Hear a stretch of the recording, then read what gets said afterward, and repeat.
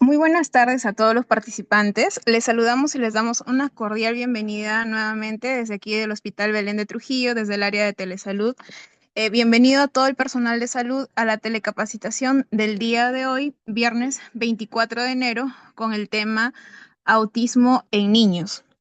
Esta vez a cargo del doctor Santiago Carranza León, médico pediatra con subespecialidad en neurología pediátrica del Hospital Belén de Trujillo, quien realizó sus estudios pregrado en la Universidad Nacional de Trujillo, la especialidad de pediatría igualmente en la Universidad Nacional de Trujillo y la subespecialización lo hizo en la sede hospitalaria de Rebagliati. Antes de dar inicio, vamos a indicar que estamos compartiendo el enlace para el registro de asistencia durante la ponencia en el chat del Zoom. Y les recordamos también que pueden enviar sus preguntas a través del chat de la plataforma Zoom para poder ser absueltas al finalizar la ponencia. Muy buenas tardes, doctor Santiago Carranza. Es un privilegio tenerlo con nosotros el día de hoy. Bienvenido y adelante. Lo escuchamos, doctor. ¿Qué tal? Buenas tardes, ¿cómo están? No sé si se escucha bien. Claro que sí, doctor. Logramos escucharlo muy bien y estamos visualizando su ponencia también al mismo tiempo. Ok, perfecto.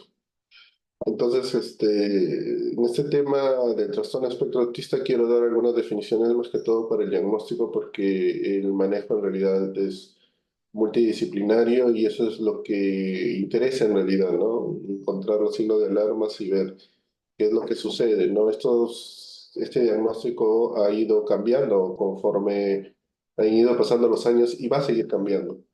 Debido a que no tiene un marcador biológico como tal y no existe un examen que nos dé al 100% el diagnóstico. Estamos hablando de un examen de resonancia, un examen auxiliar, sino que el diagnóstico es netamente clínico. Por lo tanto, que para hacer el diagnóstico de manera más acertada, nosotros tenemos que tener en cuenta ciertos criterios.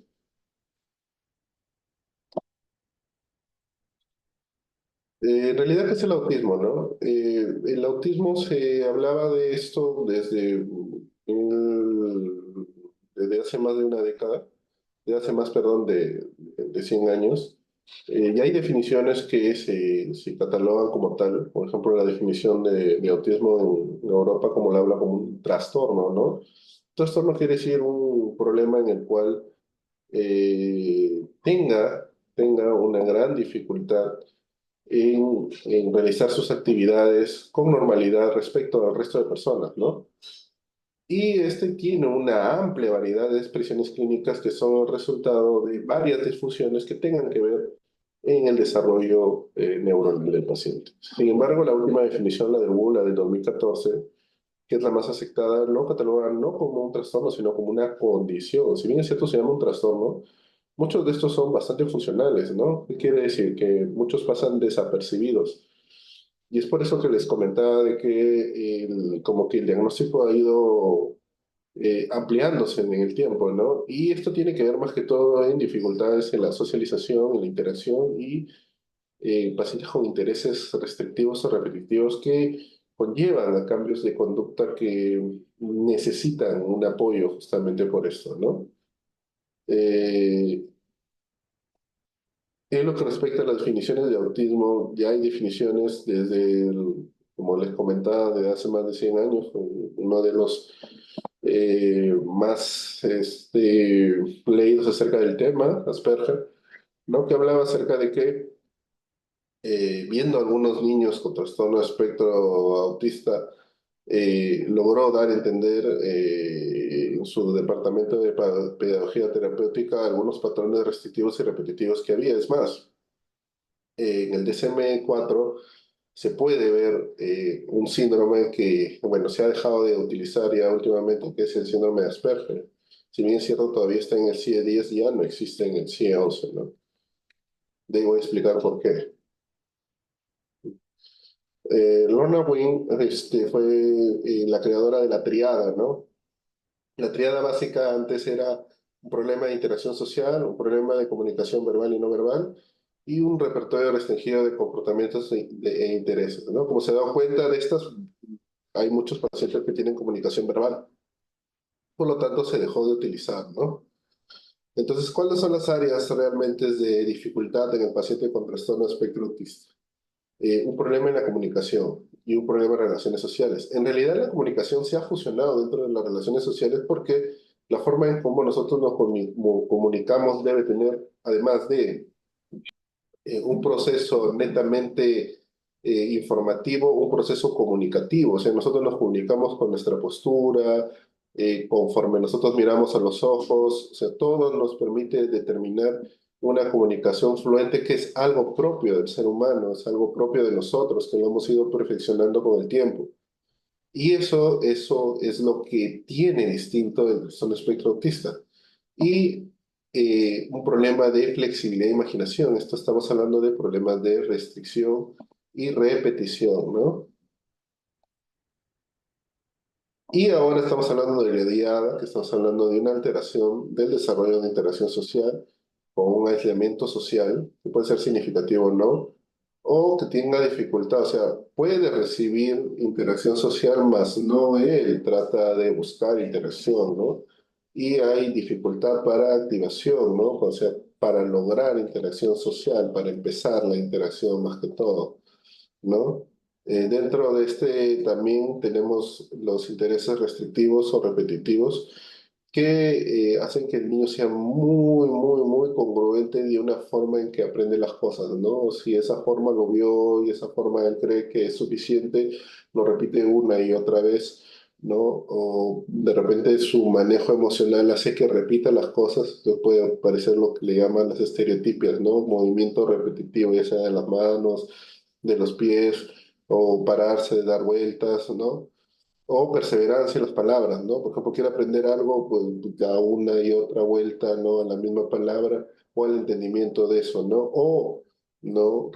Repetición continua de algo, ¿no? O sea, algo que aprende lo repite una y otra vez. Por ejemplo, algo que aprende en el colegio lo comienza a repetir una y otra vez sin motivo alguno. Y el anteriormente que era criterio que está dentro del aspecto social es la fluidez, ¿no? ¿Por qué dice fluidez engañosa? O sea, te puede hablar muy bien, pero no va acorde a la emotividad del paciente, ¿no?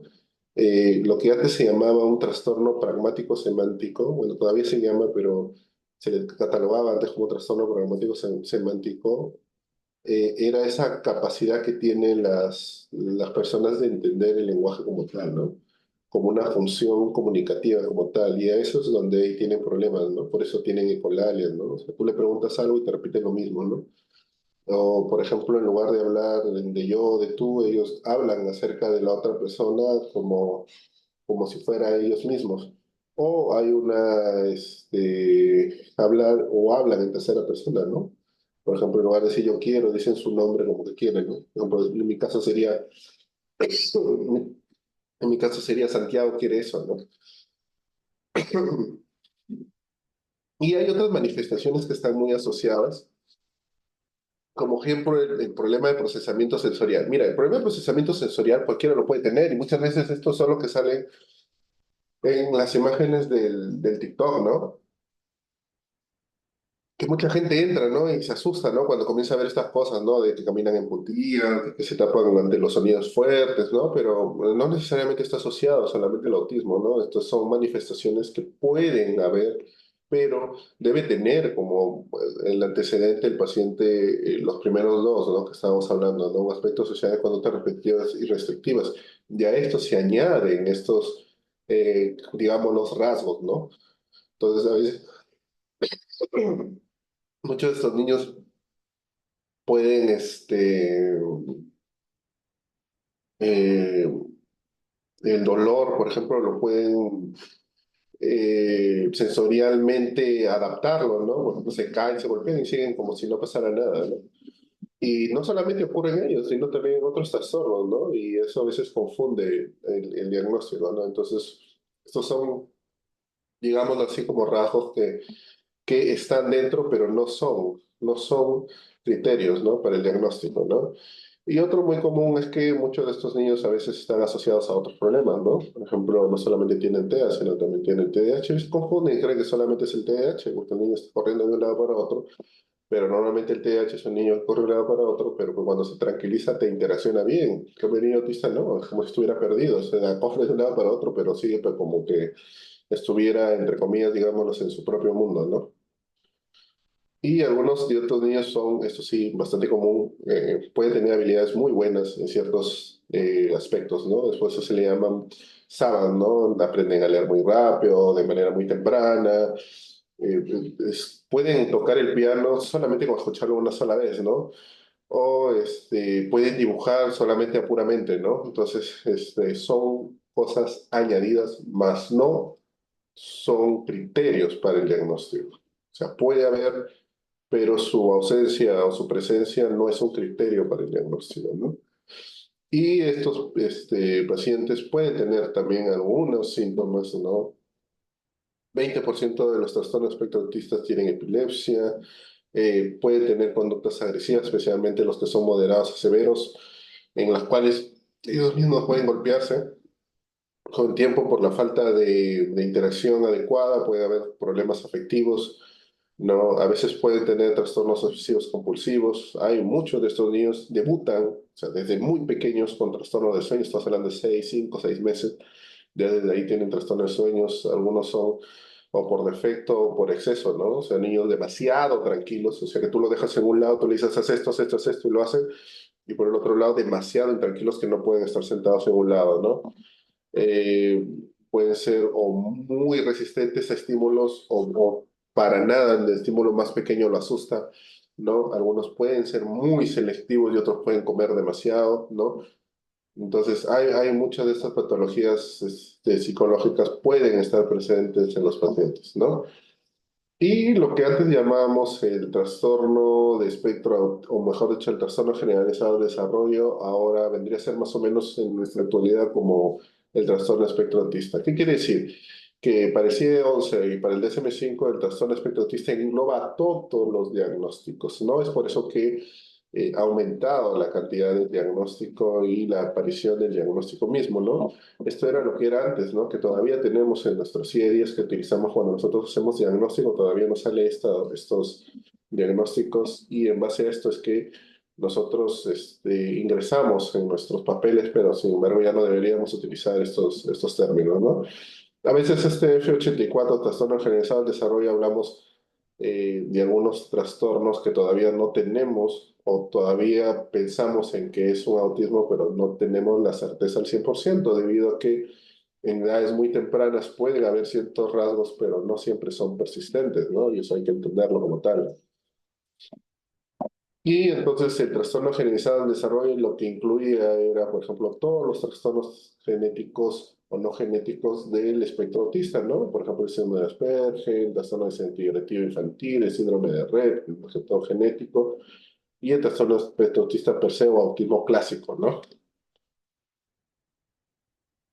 Y dentro del trastorno de espectro autista, lo más común de este trastorno de espectro autista es la interacción social, ¿no? Sí o sí debe haber un problema en la interacción social. O sea, no puede haber un autismo que solamente tenga estereotipos de conducta repetitiva si no tiene un problema en la socialización o en la interacción. No quiere decir que el niño no interactúe, o sea, el niño puede interaccionar, puede jugar con otros niños, pero el problema del niño es que no interactúa de acuerdo a su edad o de manera adecuada, ¿no? Y a esto se le añaden pues las estereotipias, el comportamiento restrictivo, inflexibilidad ante ciertas cosas, problemas sensoriales, ¿no? El trastorno de Asperger se le hablaba y normalmente se diagnosticaba entre los 7 años para arriba, ¿no? Algunos niños que tenían un aprendizaje muy rápido, por ejemplo, que aprendían a leer o escribir, como que se perfilaban bajo ese diagnóstico porque podían hablar, ¿no? Entonces, la clave del trastorno de espectro autista es el lenguaje indemne, ¿no? O sea, es un lenguaje claro, coherente, pero el paciente tiene problemas de la socialización porque no mira, no fija bien la mirada, no tiene amigos, ¿no? Y es que más tempranamente es más fácil al niño hacer amistades porque basta que te juntes y se hablen y ya son amiguitos. Pero cuando el niño se hace más grande, como que hay selectividad a ciertas cosas, ¿no? Gustos parecidos, ¿no? Entonces ahí es donde se nota más el problema en, por ejemplo, estos trastornos, que si bien es cierto, están dentro de un espectro, son un poco distintos, ¿no? En su forma de ser y en su pronóstico a la larga. Muchos de estos trastornos de Asperger no son diagnosticados. Muchos de ellos son médicos, ingenieros, abogados, ¿no? Y vienen a veces a la consulta porque su hijo, como esto tiene un aspecto genético muy alto, su hijo tiene la sintomatología, ¿no? Y a veces ya conversando, los dos hijos, por ejemplo, ¿no? A ver, ¿dónde está el problema? Y conversamos y vemos que por ahí hay el problema en la familia, ¿no? Esto hablábamos de un niño que iba viendo a bien, ¿no? El trastorno desintegrativo infantil, niño que aparentemente iba bien y que de la nada comienza a tener una gran dificultad, un desarrollo bastante anormal, con una reacción importante asociado a encefalopatías convulsivas. Esto se ha dado cuenta de que tiene un componente genético muy alto y por lo tanto ha dejado de ser un diagnóstico como tal aislado, ¿no? El síndrome de Rett es muy parecido, pero es más que todo en niñas, ¿no? El pronóstico también es distinto, no todos son iguales, pero también es un trastorno regresivo. El trastorno reversivo quiere decir que el niño va yendo bien durante un tiempo y de ahí comienza a tener muchas conductas autistas que van cambiando, ¿no? Esto se debe principalmente a un trastorno no en la mielinización, sino en la poda génica que hay, ¿no? Nosotros cuando aprendemos algo, para aprenderlo tenemos que olvidar ciertas cosas, por eso que a veces no nos acordamos de lo que hicimos cuando teníamos 4 o 5 años. Entonces, en los trastornos de espectro autista, esa poda génica está alterada y a veces olvidamos lo que no debemos olvidar, como ciertas conductas, acciones o formas de hablar. Entonces, estos genes tienen justamente que ver esto con la poda génica, por eso tienen reacciones tan severas, ¿no? Y en estos casos el TGD más lo utilizamos cuando no tenemos todos los criterios o cuando hay algunas cosas. Por ejemplo, hay niños que vienen solamente porque no te miran a los ojos, ¿no? Y a veces esto solamente es un trastorno que tiene que ver con las pantallas, ¿no? Que no está calificado como tal, pero ya está bien estudiado, ¿no? Hay varios estudios acerca de que el uso de las pantallas produce atrofia cerebral y produce cambios principalmente en menores de 2 años en la fijación de la mirada y en el entendimiento del lenguaje corporal. Y estos niños, como que al no entender el lenguaje corporal como tal, no lo imitan y tienen muchos inconvenientes, tienen problemas de lenguaje, ¿no? Esto como tal no está catalogado y no tiene un diagnóstico, pero debería tenerlo con el tiempo, ¿no?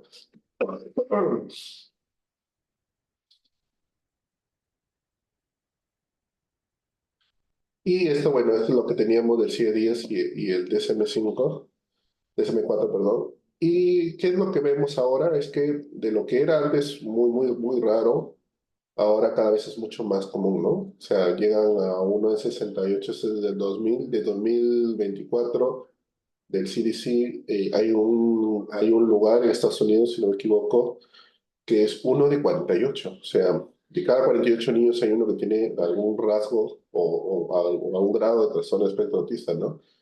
Entonces es bastante alta. En el Perú es uno de 70, pero yo estoy completamente seguro de que todavía es infradiagnosticado, o sea que hay mucho más. ¿No? Y ¿a qué se debe esto, no? Muchos dicen, ¿por qué? ¿Por qué? ¿Qué sucede? ¿Qué es lo que está pasando, no? En que los criterios se han cambiado, ¿no? Si se dan cuenta son solamente dos, es más fácil de ubicarlos. Ahora tenemos muchos más instrumentos, ¿no? Para el diagnóstico.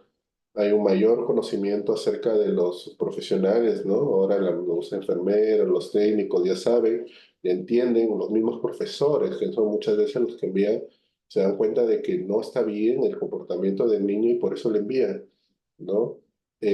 O sea, ya se está diagnosticando más precozmente, ¿no? Ahora todo sale en la tele, todo sale en redes sociales y se puede ver y eso también ayuda a que la familia se preocupe y también lo busque, ¿no? Y que el diagnóstico se está utilizando mejor, pues antes era un tabú decir que alguien era autista, ¿no? Sentenciaban cuando decían eso, ¿no? Y al niño también lo sentenciaban, pero hay muchos niños que dentro del autismo hacen su vida relativamente normal, ¿no? Como el resto de niños. Y que muchos que han sido catalogados como psicosis infantil o retraso mental, muchos de estos niños son autistas, ¿no? Y muchos decían, no, este tiene retraso mental y se acabó, y en realidad era, o sea, un trastorno espectro autista. Recuerde que más de la mitad de los niños con autismo pueden tener cierto grado de discapacidad cognitiva, ¿no? Y lo otro es que genéticamente, bueno, ya estamos cada vez más involucrados tanto genética como epigenéticamente en estos diagnósticos, ¿no?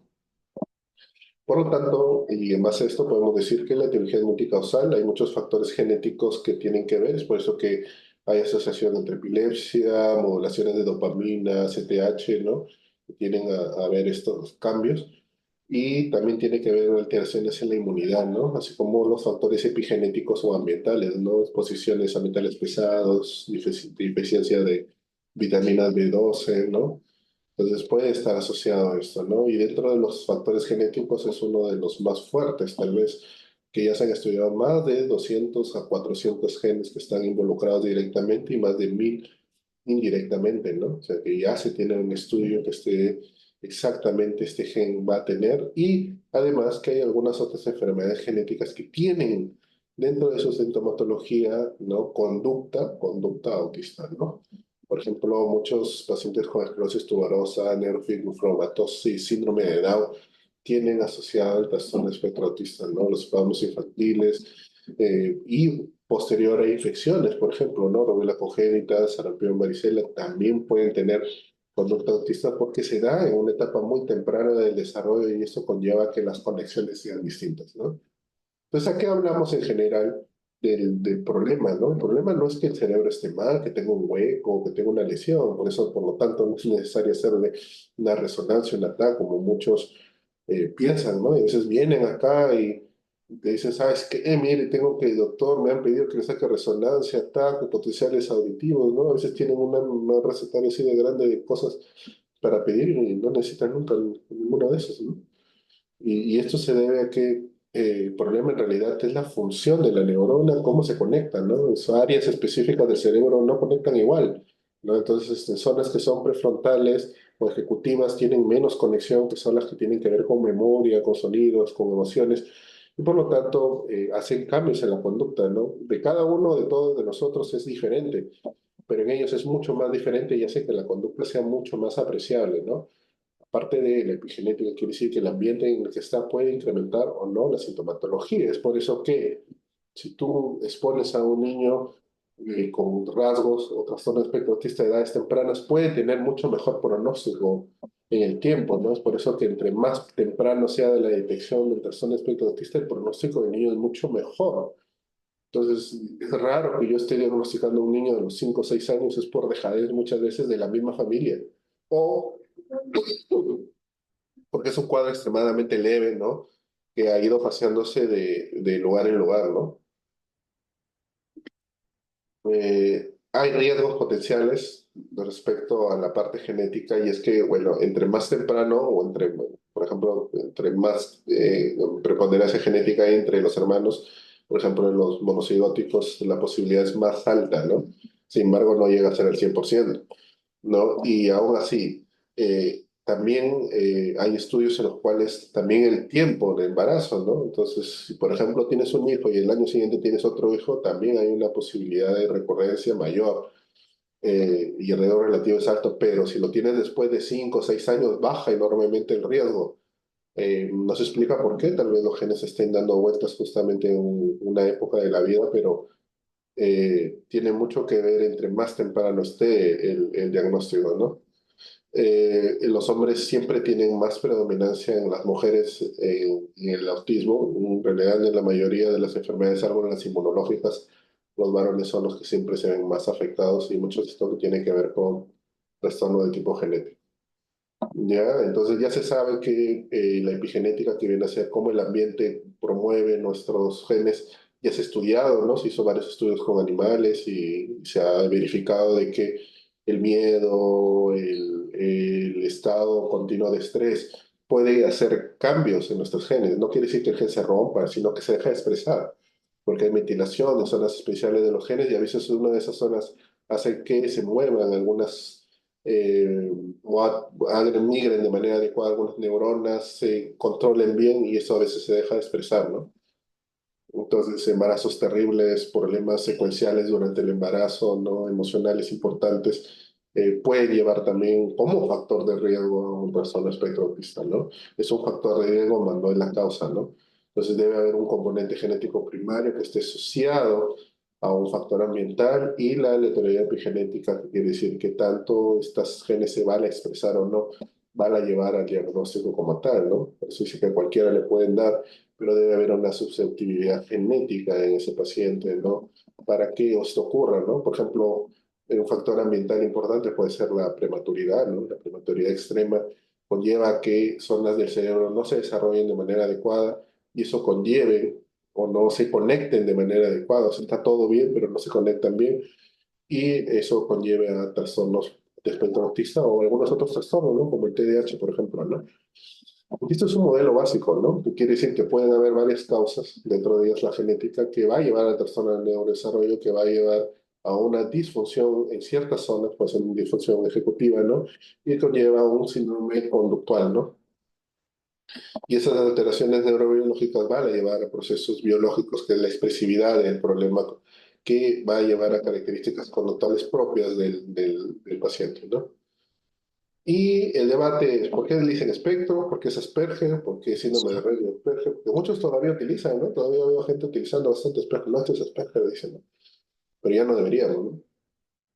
Eh, mm, a mí me parece un grupo bastante distinto, por ejemplo, el grupo de Asperger, ¿no? Sin embargo, esto ya no se debería utilizar. ¿Por qué? Porque la implicación básica del diagnóstico no es eh, cualificar, ¿no? O dividir, sino en realidad ver cómo ayudamos, pues, ¿no? En todo caso, estos pacientes, muchos de ellos, si bien es cierto, son muy inteligentes, pueden ser muy restrictivos, ¿no? Pueden tener trastornos obsesivos compulsivos asociados a pesar que sean muy inteligentes, y esto le puede dar muchos más problemas, ¿no?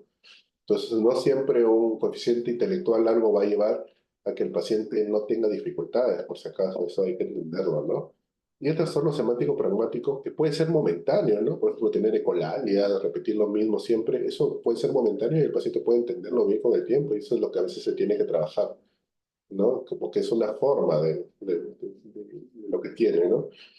Y las implicaciones ahora del DSM-5, ya estamos hablando de los criterios, ¿no?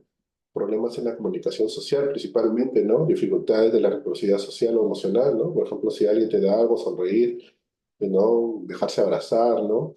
En las conductas comunicativas no verbales, ¿no? Mantener el contacto visual, ¿no? Expresividad facial acorde a lo que está sucediendo, ¿no? Y comprender, ¿no? Los gestos, ¿no? Que está enojado, está feliz, está alegre, ¿no? Y esto es normal que haya un problema hasta los 2 años. Después de los 2 años ya no es normal. Es por eso que los diagnósticos previos como que pueden ser fallidos, ¿no? Puede ser propio del neurodesarrollo. Y dificultades en el desarrollo, mantenimiento y comprensión de relaciones sociales, ¿no? ¿Qué quiere decir esto, no? Que entender, ¿no? Que lo que está haciendo significa algo, o sea, entender qué es lo que conlleva, ¿no? Si usted se sigue hacia atrás, significa que no quiere tener interacción contigo y a veces no se entiende, ¿no?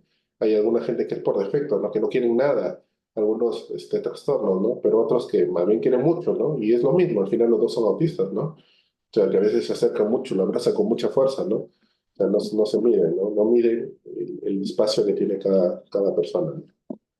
Y los patrones receptivos y repetitivos están muy asociados a los movimientos motores, que no siempre existen, ¿ah? No todo lo que hace aleteo o estereotipia es directamente autismo, por si acaso, ¿no? Esto también puede haber estereotipias primarias sin autismo, y eso hay que entenderlo. Y hay algunos pacientes que tienen algunos problemas más que todo hiperactivos y pueden tener esto y no necesariamente son autistas, ¿no?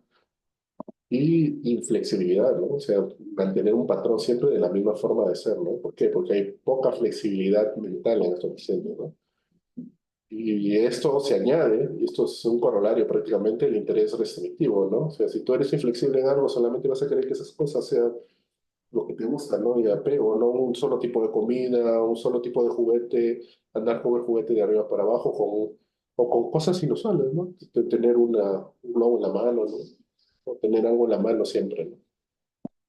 Y tener problemas sensoriales, ¿no? Entonces, si ya se han dado cuenta, en el último DSM-5 ya se añade como criterio, ¿no?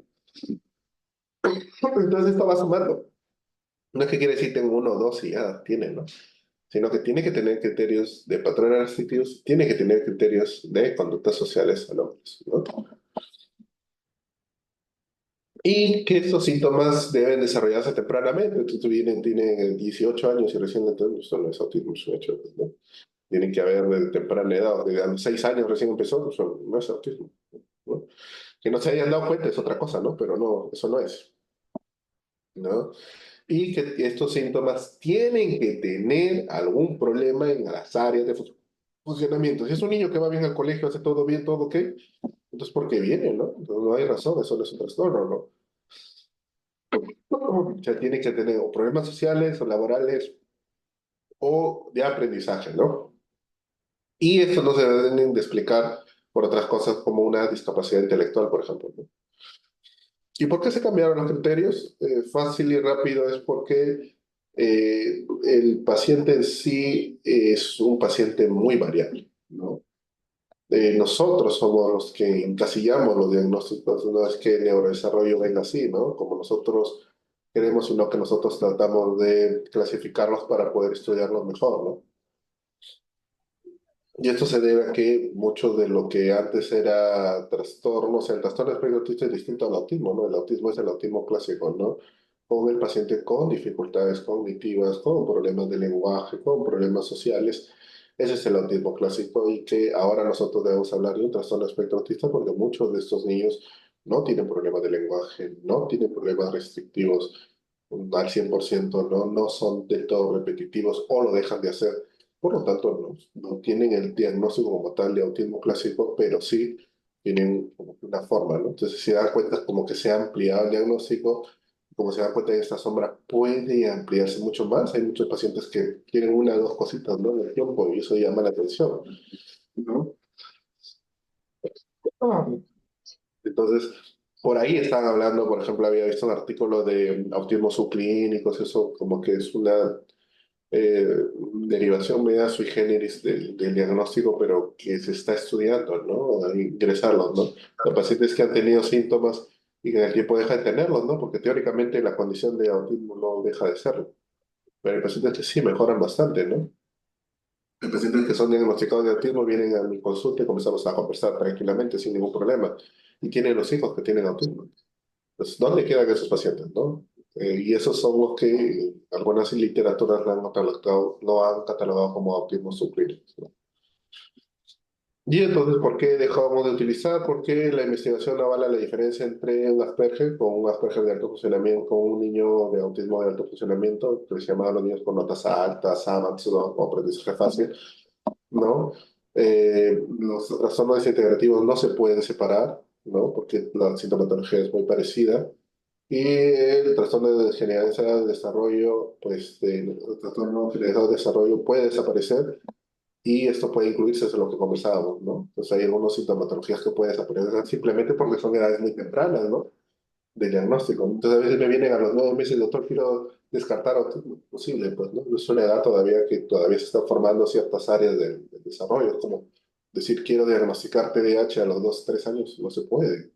Tú puedes tener cierta pensamiento de porque el niño es hiperactivo va a hacerlo más adelante, pero la atención todavía se va a forzar alrededor de los 4 o 5 años. Entonces, un diagnóstico certero sería después de esa edad. Es más, muchos de los autistas tienen estos problemas también distractivos, es mejor evaluarlos en el tiempo, pero como el diagnóstico precoz y la intervención precoz mejora en el paciente, entonces es necesario tener un diagnóstico al menos sugestivo precoz. ¿Ya? ¿Cuáles son las señales de alerta de estos pacientes, no? Pacientes que no responden al nombre, que no dicen lo que quieren, que tienen problemas de lenguaje. Todo paciente con problemas de lenguaje tiene que ser evaluado por un neuropediatra o un neuropsicólogo, ¿no? Paciente que ha dejado de emplear palabras que antes decía, ¿no? Comenzaba a hablar y dejó de hablar de la nada, sin un problema psicológico de fondo, o sea, sin un problema así fuerte que haya sucedido.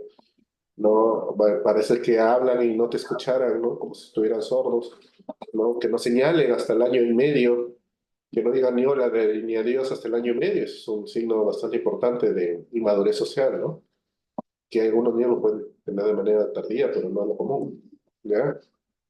Y de la relación social que no sonría, que no te mira a los ojos, que no entienda, ¿no? Que tiene todo y se ría, ¿no? Y que a pesar de que tú le has enseñado siga haciéndolo igual, que quiera coger todo o que tú seas solamente una fuente de él, o sea, que te coja de la mano y te jale, es lo que le llaman el proto-imperativo, ¿no? Que te jale para que tú le des algo, ¿no? O sea, se sirva de la persona para conseguir algo o cuando no se puede, él mismo jalar una silla y hacerlo, ¿no? O sea, que sea muy independiente también no significa que el niño sea más maduro, sino que es un niño que en realidad solamente le interesan sus propios intereses, ¿no? Valga la redundancia. Y que tenga muchos problemas de conducta, ¿no? Rabietas, los hiperactivos también están muy asociados, ¿no? Como les he dicho, ¿no? esos sonidos que tienen que ser evaluados, ¿no? El alinear cosas, no solamente los juguetes, ¿ah? Muchos niños alinean juguetes en edades tempranas y no significa nada. Pero esto, la persistencia de esto, que también alinee zapatos, botellas, cosas que, o sea, no son juguetes, que los alineen, eso también es completamente normal, ¿no? O que sonidos que, por ejemplo, a otros no les molestan, a ellos sí les molestan, ¿no? O sea, te tolera la música alta, pero, por ejemplo, el sonido del perro, para nada, ¿no? O la licuadora, para nada, pero la música alta sí, ¿no? Eso sí, como que es, no es por tonalidad, sino es por la interpretación mental del sonido, ¿no? Y el camino infundido, ¿no? Y estos son, bueno, algunos de las cosas que puedes buscar en los pacientes, ¿no? Dificultad para relacionarse con otros niños, prefieren jugar solos, ¿no? No te miran a los ojos, te pueden hablar, pero no te miran a los ojos, no quieren hacer cosas distintas a como ellos aprenden. Se tienden a aislar, esconder, ponerse en sitios donde nadie los vea, ríe o llora sin motivo alguno. Se caen y siguen como si no pasara nada, o no le tienen miedo al peligro.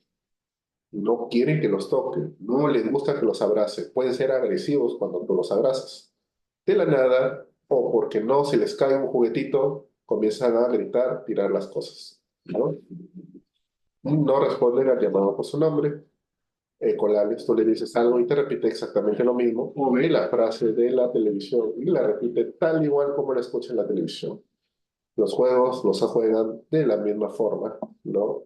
Muy hiperactivo o no se mueve mucho, es un niño demasiado tranquilo, ¿no? Eso no es normal. Girar los objetos le gustan cosas que den vueltas, ¿no? Y a veces es mejor la habilidad motor fina que la gruesa. O sea, ¿qué quiere decir? Que el niño se cae, se golpea todo, pero puede meter cositas, puede armar ¿cómo se llama? Rompecabezas, ¿no? Y es resistente a algunos métodos de aprendizaje, ¿no? ¿Y qué es lo que nosotros debemos pensar mucho acerca del autismo y que son cosas prejuiciosas, ¿no? Que nosotros debemos conversar siempre en la consulta, ¿no? Muchos creen que los niños es así porque los padres no lo tratan bien y no es así, ¿no? Muchas veces tener los papás a veces que están más preocupados no quiere decir que el niño va a cambiar netamente por eso, ¿no? Todos los niños con TEA tienen retraso, a veces tampoco. Muchos niños son muy, muy inteligentes. Es mucho, es más. Yo diría que un tercio de los niños en total son mucho más inteligentes en ciertas áreas que los niños que no tienen el trastorno. Y que ellos no son capaces de comunicarse, ¿no? No miran, no sonríen a respuesta de efecto, mentira, ¿no? Con los comunicadores o con los que están, con los prestadores de atención que están más cerca de ellos tienden a ser mucho más afectuosos, ¿no? Sino que son selectivos con quienes muestran su afecto, ¿no? Y el origen del problema está relacionado a vacunas, intolerancias alimentarias, el gluten, la leche, ¿no?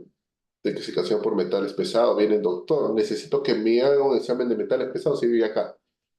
No, eso es para gente que vive, por ejemplo, cerca de una mina, ¿no? Que sí tiene, que puede tener intoxicación, porque sí hay síntomas de autismo secundario a eso, pero debería tener otros síntomas, ¿no? Como debilidades y todo eso. ¿Qué buscamos entonces cuando hacemos el diagnóstico? Entre más temprano es el diagnóstico, lo que vamos a buscar es que el niño sepa interaccionar mejor, mejore la calidad y el ambiente familiar, hay un mucho mejor desarrollo, muchos de los niños, como les comenté, que tienen un trastorno bajo, hacen su vida completamente normal. Mejoramos también la calidad en la salud y la nutrición y la autodeterminación y la inclusión social del niño, ¿no? Y bueno, esto es lo que buscamos nosotros con el diagnóstico precoz, que sea un niño tranquilo, que pueda interaccionar con los niños no neurodiversos y que sea siempre incluido en todo. Eso sería todo.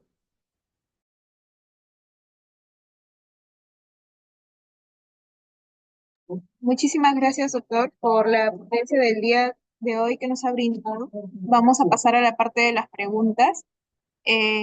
Bueno, en lo que nuestros participantes nos realizan las preguntas, doctor, ¿alguna sugerencia o alguna conclusión final que tenga para nosotros?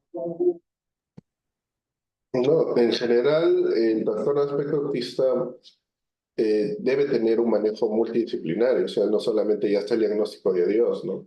Tienen que ver no tienen que estar siempre asociado al manejo del psicólogo, al manejo del terapeuta, al manejo auditivo, porque a veces algunos de ellos también tienen problemas auditivos, ¿no? A veces se piensa que no. Al manejo del nutriólogo, ¿no? Que necesita también dietas a veces especiales, necesariamente por la alta selectividad que ellos tienen, ¿no? Y porque hay algunos alimentos que pueden incrementar, ¿no? Algunos sintomatologías o hiperactividad, ¿no? Y tienen que tener, ¿no? Seguimiento siempre, ¿no? A estos pacientes, ¿no? O sea, no solamente hacer el diagnóstico y se acabó y ya está, y toma tu carnet y ya está, no es así, ¿no? O sea, son pacientes que siempre deben de ser seguidos, ¿no? Y siempre tienen que tener seguimiento. Yo no les doy de alta, ¿no? Yo siempre los veo cada 6 meses, cada 3 meses, ¿no? Para ver cómo van. Muy bien, doctor. Muchísimas gracias por su tiempo y por el tema que nos ha brindado el día de hoy, que es de mucha importancia para cada uno de nosotros y sobre todo para que podamos tener nuevamente el conocimiento y la actualización, ¿no? De cómo se puede tratar el tema del autismo en niños. Vamos a dar lectura a las preguntas que nos han realizado nuestros participantes. Como primera pregunta, nos comentan, doctor, ¿podría una rotura dentro del núcleo de la familia, como separación de padre y madre, pueda causar en un niño un tipo de autismo? Si hay algún tipo de tratamiento médico o solo es conductual, o algún tipo de tratamiento que pueda ayudar, como recibir vitaminas, por ejemplo. Gracias por su respuesta.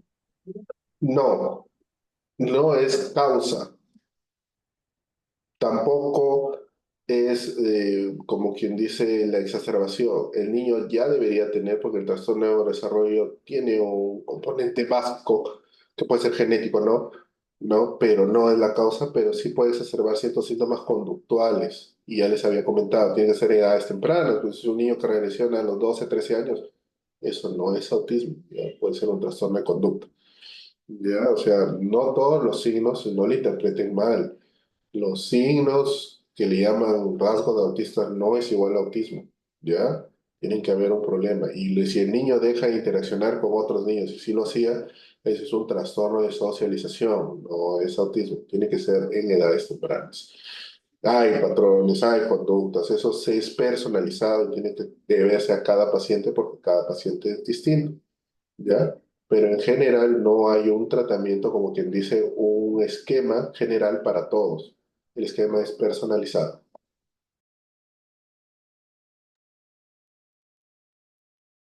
Continuamos con las preguntas, ¿no? ¿Cómo debemos actuar cuando el niño con autismo se encuentra agresivo? Hay que ver cuál es la causa de la agresividad. Muchas veces no son todas inmotivadas. Puede ser ambientes con baja interacción, ¿no? Como son niños que tienen el trastorno, piensan que es un niño que no necesita salir y son niños que son los que más necesitan salir, que necesitan más apoyo, necesitan más interacción social y a veces, como ellos no quieren interaccionar, lo dejan de lado y a veces eso genera más estrés en el niño. Las pantallas también generan más estrés y tienen que retirar al 100% de los niños.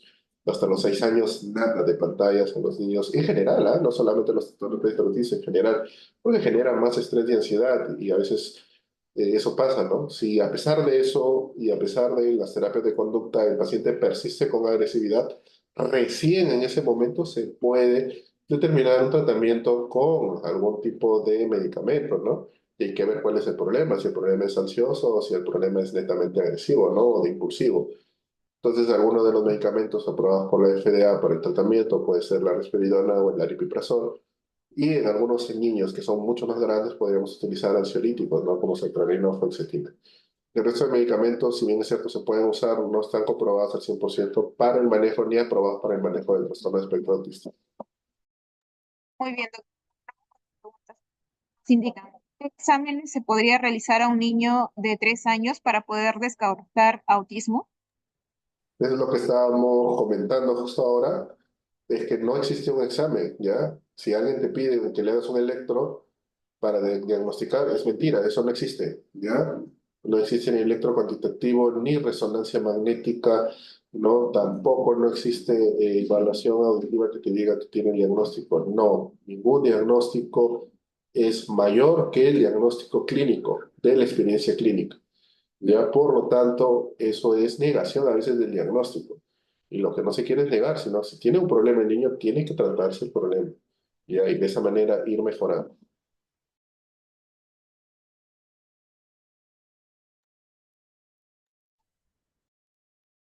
Pues sí, seguimos con las preguntas. Nos comentan, buenas tardes, saludos desde Ica. Mi consulta es, ¿por qué a los niños de edad escolar primaria con TDAH y limítrofes no son considerados con certificación de ser inclusivo, perjudicándose al ser evaluados por el Estado como niños de coeficiente normal? Solo a los TEA le dan certificado. ¿Podría repetir la pregunta, por favor? Bueno, es más un comentario, doctor.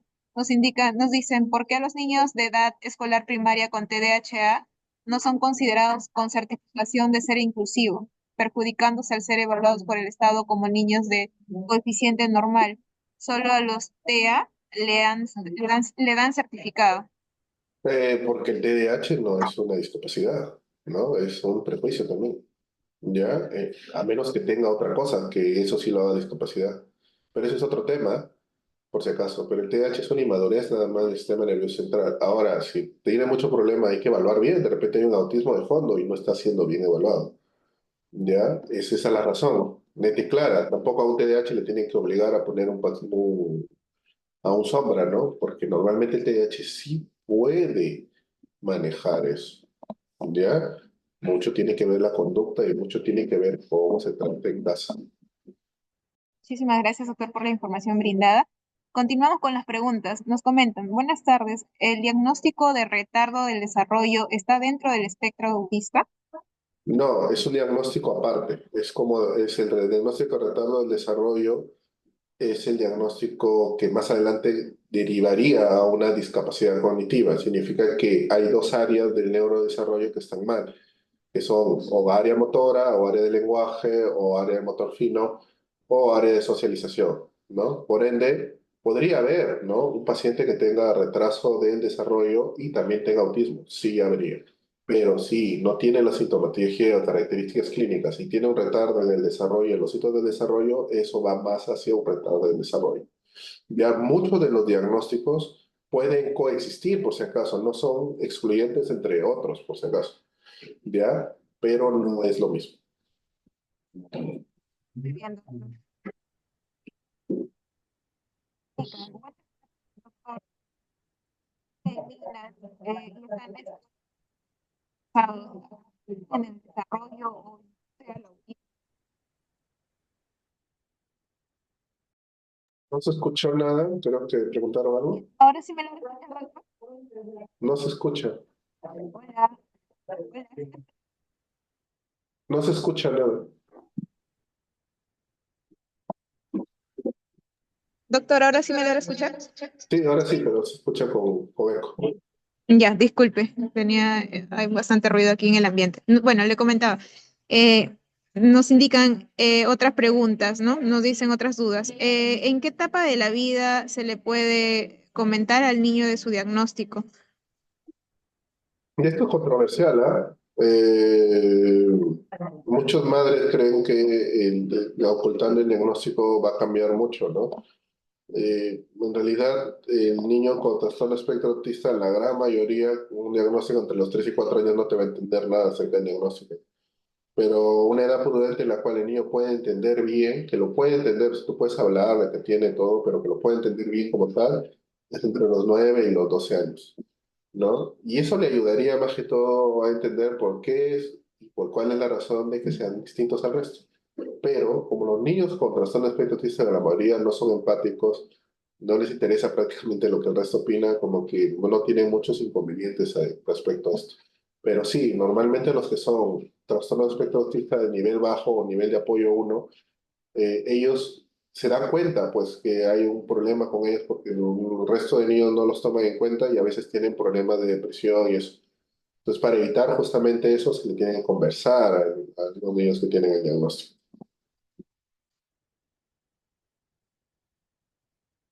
Muchas gracias, doctor. Continuamos con las preguntas. Bueno, las últimas preguntas, ya tenemos bastantes preguntas por parte de nuestros participantes con respecto al tema. Nos ha parecido de bastante interés, al parecer. Bueno, una de las últimas preguntas nos comentan. Buenas tardes, doctor. Los niños que viven en minas y están expuestos a metales pesados, es también un factor de riesgo para que pueda nacer con autismo o tener diagnósticos de autismo. En realidad es el diagnóstico de autismo mal diagnosticado, o sea, puede tener conductas autistas, pero si tú le haces estudio de metales pesados y esos metales pesados tú los bajas, ¿no? Mejoran los niveles de B12, ¿no? Entonces esos son los únicos pacientes que mejoran, o sea, que no tienen a la larga el mantenimiento del diagnóstico, o sea, son los únicos. Pero bajo este colorario no quiere decir que a todos se les tenga que ser, ¿no? Solamente en ese grupo estricto de pacientes, porque ellos con quelación de metales pesados pueden mejorar. Entonces, la deficiencia B12 y los metales pesados son los únicos autismos que tienen como quien dice, entre comillas, autismo que mejora, ¿no? O sea, que se hace no autismo a la larga. O sea, que el diagnóstico, o sea, al final nunca fue autismo, sino que esa deficiencia puede dar conductas autistas, más no es un autismo per se, ¿no? Lo que tampoco quiere decir que a todos tengan que pedirle B12. O sea, si tiene síntomas de pérdida de neuropatía, ahí sí también. No, pero no es que a todos tengas que pedirlo. Muy bien, doctor. Muchísimas gracias por sus respuestas. Tenemos bastantes preguntas de parte de nuestros participantes. Creo que esto amerita que se vuelva a tocar el tema más adelante, doctor. Esperamos contar con su presencia en próximas telecapacitaciones. Agradecerle por su tiempo y por habernos brindado el día de hoy esta excelente ponencia. Igualmente agradecer a nuestros participantes por haberse conectado y estar presentes en toda la telecapacitación. Asimismo, hacerles recordar que se ha enviado el enlace de asistencia en el chat del Zoom, donde se puedan registrar para que se les pueda generar sus constancias. Y esperamos que se puedan conectar en las próximas telecapacitaciones brindadas por el Hospital Belén. Muchísimas gracias, doctor. Muchísimas gracias a todos. Doctor, ¿algunas Muchísimas palabras gracias, para doctor, por finalizar? la ponencia. Ok, muchas gracias. Sí, pues he visto que hay un montón de preguntas. Algunas son de las cosas que hemos hablado, ¿no? Sí, sería bueno, este tema es largo, ¿no? Muchas veces cuando yo Así es. tengo consulta, los pacientes, a veces me quedo un buen tiempo conversando con ellos, ¿no? Desgraciadamente a veces el sistema de salud te da 15 minutos por paciente y eso no debería ser. Pero bueno, este, ese seguimiento es el que nos ayuda más o menos a que el paciente tenga como que una mejor forma, ¿no? De entender esto y muchas de las familias a veces adoptan conductas que no son las apropiadas, pero que por ahí ven, ¿no? Entonces esto hay que conversarlo bastante con ellos. Claro que sí, doctor. Mediante esa plataforma también podemos, ¿no?, informar al personal de salud que la mayoría de los conectados el día de hoy, por ser una telecapacitación, son personal de salud. Entonces se les puede dar esa información y estamos agradecidos por la información brindada. Esperemos más adelante se pueda seguir dando este tipo de telecapacitaciones y como usted dice, no es un tema extenso, que esperemos que pronto nos vuelva a poder ilustrar nuevamente con algún tema similar o tal vez continuar con este tema, ¿no? Ok, perfecto. Sí, claro, Listo, yo muchas gracias, gusto. doctor. Que tenga muy buenas tardes. Hasta luego. Ok, hasta luego.